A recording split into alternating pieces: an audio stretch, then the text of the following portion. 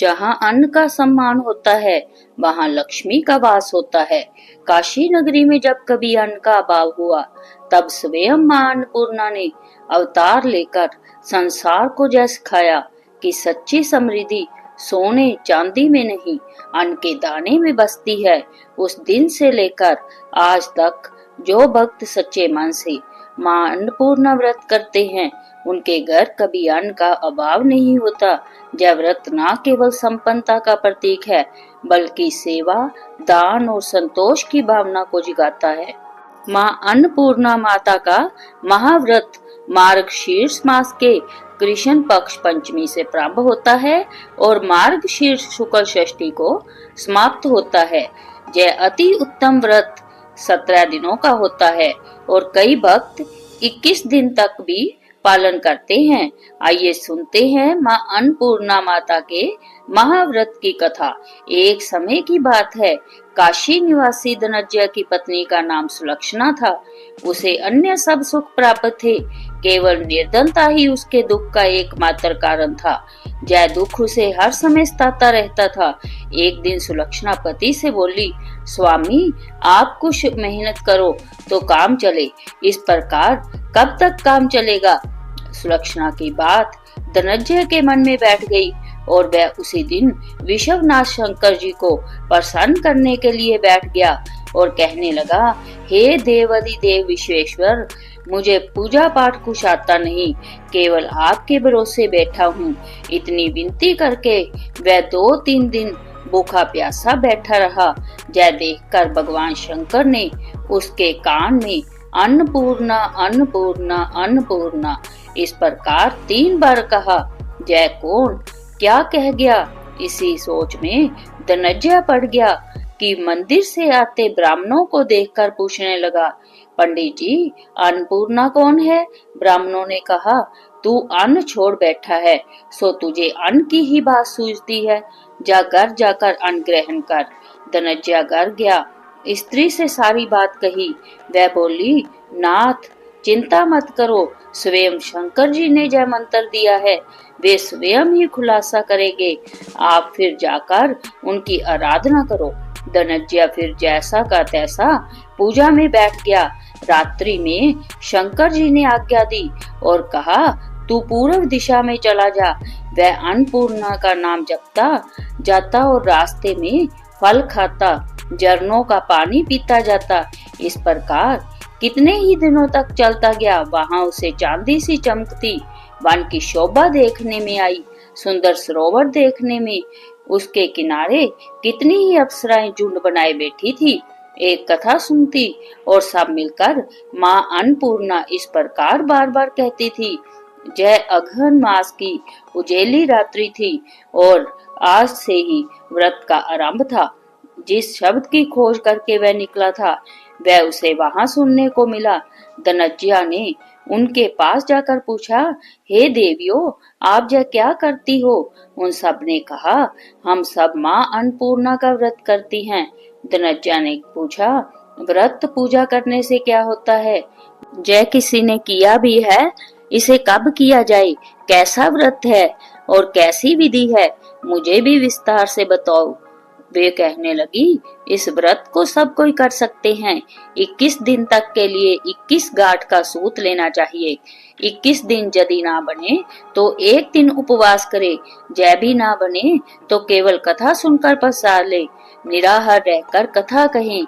कथा सुनने वाला कोई ना मिले तो पीपल के पत्तों को रख, सुपारी या घृत कुमारी वृक्ष को सामने कर, दीपक को साक्षी कर, सूर्य, गाय, तुलसी या महादेव को बिना कथा सुनाए मुख में दाना न डाले। यदि भूल से कुछ पड़ जाए तो 1 दिवस फिर उपवास करे।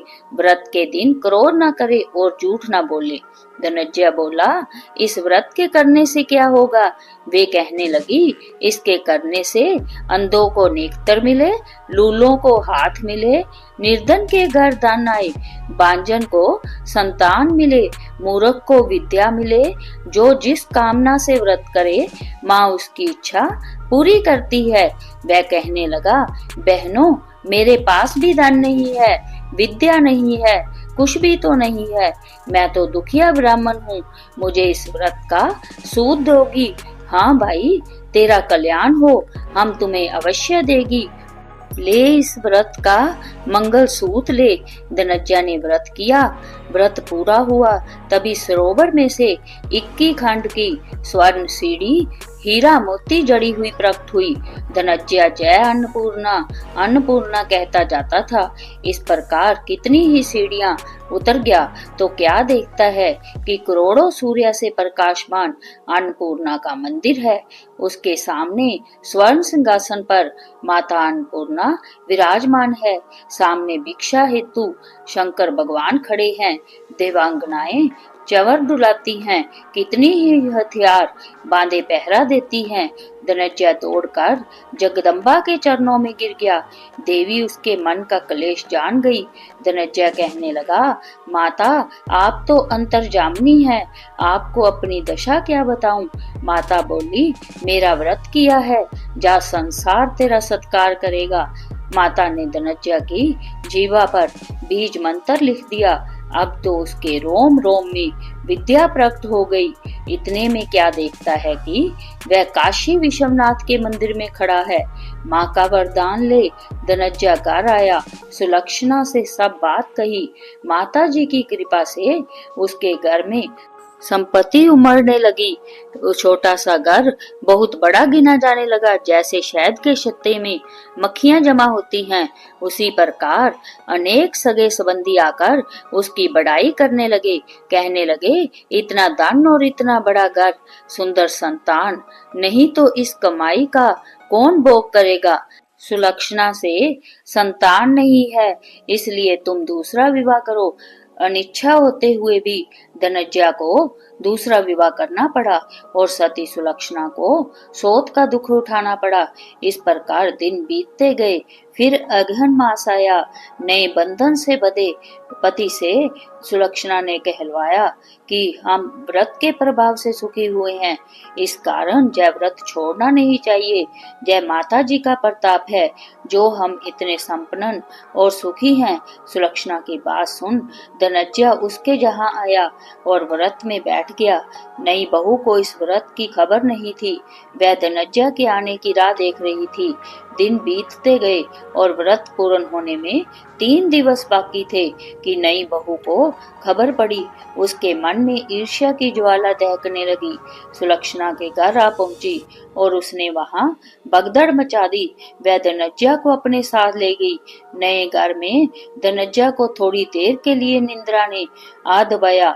इसी समय नई बहू ने उसका व्रत का सूत तोड़कर आग में फेंक दिया। अब तो माता जी का कोप जाग गया।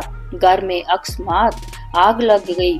सब कुछ जलकर खाक हो गया। सुलक्षणा जान गई और पति को फिर अपने घर ले आई। नई बहू रूठ कर पिता के घर जा बैठी। पति को परमेश्वर मानने वाली सुलक्षणा बोली, नाथ घबराना नहीं, माता जी की कृपा अलौकिक है। पुत्र को पुत्र हो जाता है पर माता को माता नहीं होती। अब आप श्रद्धा और भक्ति से आराधना शुरू करो, वे जरूर हमारा कल्याण करेगी। धनज्या फिर माता के पीछे पड़ गया। फिर वही सरोवर सीढ़ी प्रकट हुई, उसमें माँ अन्नपूर्णा कहकर वह उतर गया। वहां जा माता जी के चरणों में बैठकर रोने लगा। माता प्रसन्न हो बोली, जय मेरी स्वर्ण की मूर्ति ले, उसकी पूजा करना तो फिर सुखी हो जाएगा। जा, तुझे मेरा आशीर्वाद है। तेरी स्त्री सुलक्षणा ने श्रद्धा से मेरा व्रत किया है, उसे मैंने पुत्र दिया है। धनज्या ने आंखें खोली तो खुद को काशी विश्वनाथ के मंदिर में खड़ा पाया। वहां से फिर उसी प्रकार घर को आया। इधर सुलक्षणा के दिन चढ़े और महीने पूरे होते ही पुत्र का जन्म हुआ। गांव में आश्चर्य की लहर दौड़ गई। इस प्रकार उसी गांव के निसंतान सेठ के पुत्र होने पर उसने माता अन्नपूर्णा का मंदिर बनवा दिया। उसमें माता जी धूमधाम से पधारी, यज्ञ किया और धनज्या को मंदिर के आचार्य का पद दे दिया। जीविका के लिए मंदिर की दक्षिणा और रहने के लिए बड़ा सुंदर सा भवन दिया। धनज्या स्त्री पुत्र सहित वहां रहने लगा। माता जी की चढ़ावे में भरपूर आमदनी होने लगी।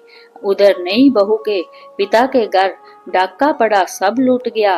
वे भीख मांगकर पेट भरने लगे। सुलक्षणा ने जय सुना तो उन्हें बुला भेजा, अलग घर में रख लिया और उनके अन्न वस्त्र का प्रबंध कर दिया।